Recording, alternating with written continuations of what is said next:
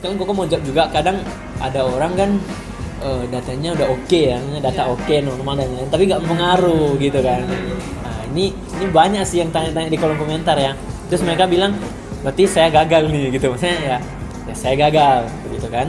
Nah, tapi Koko bisa kasih tahu adalah itu bukan berarti kamu gagal, karena memang ada variabel-variabel tertentu yang memang nggak ada pengaruhnya. Tapi itu salah kamu, karena kamu nggak riset dulu.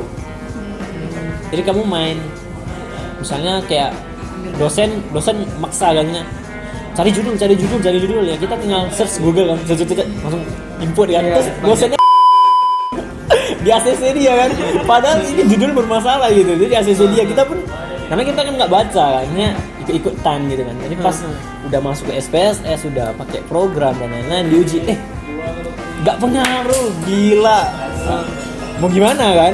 Nah itu saran Koko sih, nggak usah langsung pesimis ya, maksudnya ya memang udah salah dari kita, terus dari pihak kampusnya juga, bukan pihak kampus ya, pihak dosen pembimbingnya itu kan ada salah juga kan. Istilahnya harusnya dia lebih tahu juga sih, maksudnya memang variabel tertentu yang memang dia memang nggak berpengaruh gitu.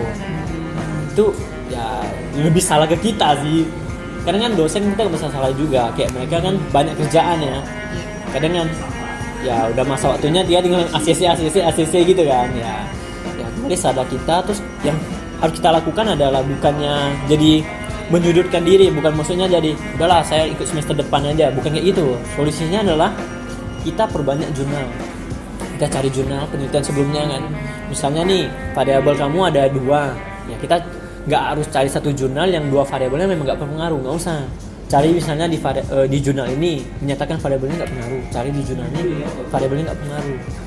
Terus siap-siap terima marahan dari dosen, udah gitu ya, terima ocehan ya, kita harus merasa bersalah juga lah.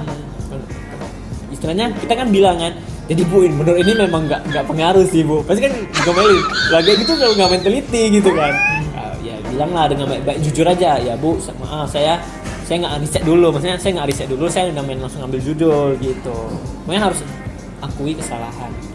Dan yang pastinya sih dosen pasti ada toleransi lah, mereka kan dulu mahasiswa juga, punya hati juga lah ya. Ya nggak mungkin kita udah bimbingan lain-lain semua udah oke kan, terus pas sidang tiba-tiba karena gagal, nggak mungkin ya. Pokoknya ya harus optimis lah ya, kalau memang dosennya mau gagalin ya kita siap terima resiko juga, tapi setidaknya kita sudah berusaha dan kita mau ngakui gitu. Satu lagi, namanya penelitian, kalau kita udah tahu berarti kan namanya manipulasi ya kan. Terus kalau misalnya kita udah tahu berarti kan plagiat. Misalnya kita ngambil penelitian ya kita kan nggak tahu gitu kan. Kalau orang kita ngambil penelitian terus kita kan buatnya bab 1 dulu, kita nggak langsung buat bab 4. Bab 4-nya di belakang. Nah kalau terjadi masalah di bab 4 kan kita nggak tahu ya. Orang udah tengah jalan, udah mau habis, udah mau siap gitu kan.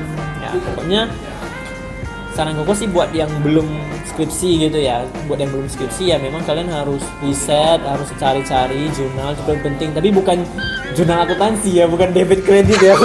Ini dulu Koko juga masih agak bingung, maksudnya dosen juru cari jurnal, kita jurnal apa Bu? Jurnal khusus apa jurnal umum gitu kan.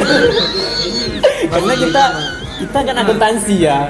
Kalau misalnya orang hukum dibilang kayak gitu berarti mereka ngeh, oh saya maksudnya jurnal ini gitu kan. Kalau kita akuntansi kan memang ada jurnal gitu kan, jurnal buku besar neraca gitu kan. Aduh, kita Bu saya udah cari jurnal Bu, ini jurnal apa? Jurnal umum.